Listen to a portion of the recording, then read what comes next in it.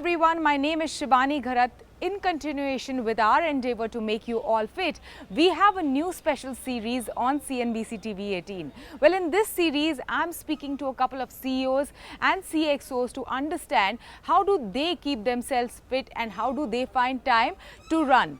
And we have a special guest on our show today. His name is Carl Pei. We all know him as the co-founder of OnePlus.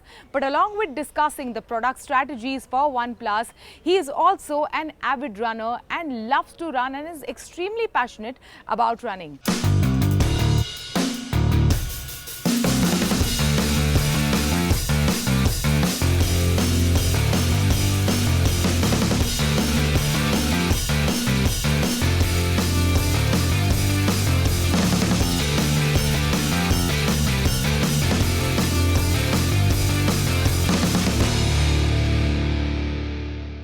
Carl, welcome to CNBC TV18. Thank you for having me. Tell us, what drew you to running and, how do you run? Yeah, it was actually a New Year's resolution, I think last year. So last year, we were looking through different things to do and we're like, hey, me and my girlfriend, we're like, hey, why don't we sign up for a half marathon? So while at the library, I bought a book in my Kindle about, I think the book was called The Non-Runner's Guide to Running a Marathon. It was written like a really long time ago by a U.S. university sports teacher about how to run a marathon. So I was flipping through the book and I was like, hey, this doesn't sound too difficult to run an entire marathon. It sounds pretty, systematic and I can do this. So instead of doing a half, we signed up for a full. And this was in January, like early January last year, and the marathon was in April. So I had a 16-week training schedule to train for the marathon. That's how I got started. Okay, I have never heard anyone read a book and train himself or herself to run a marathon. What was it like? What were the initial struggles and how did you manage to, eventually run that marathon? The book is like split into two parts. One is the mental part, how to think about it, and one is the actual training part. So the author sees it as kind of building someone's self-confidence gradually and learning how to deal with the hardships mentally at the same time. So it felt quite natural.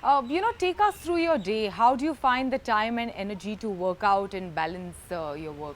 It has an inverse relationship, work and working out. So the more you work out, the more you rebuild your batteries for working. So it doesn't mean that when you're tired working, you're also tired to work out. So if I'm really exhausted and tired with work, I will find some time to go out and run.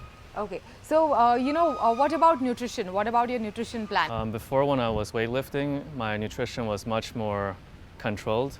I think running, you're allowed to be a little bit more flexible because when you're weightlifting, you want to cut your fat and have a low body fat.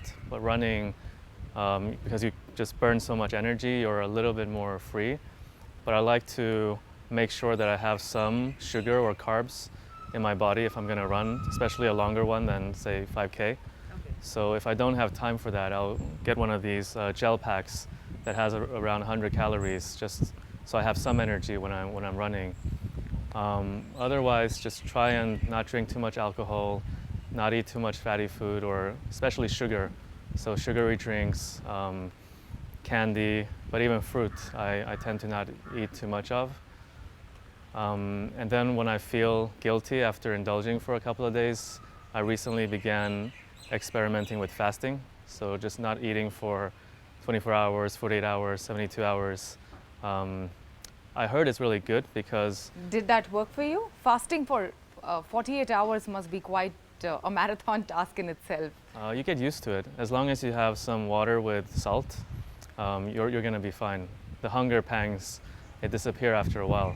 And I heard it's really good for you because over time your body builds up a lot of excess within. There's some poisons and stuff. And when you're fasting, your body is actually consuming itself. So it also consumes the waste cells that you have in your body. So I heard it's a healthy thing to be on a cycle, fasting like once a month or so. Okay. Tell us, do you get any product ideas or strategies that you crack on your run? What are you thinking?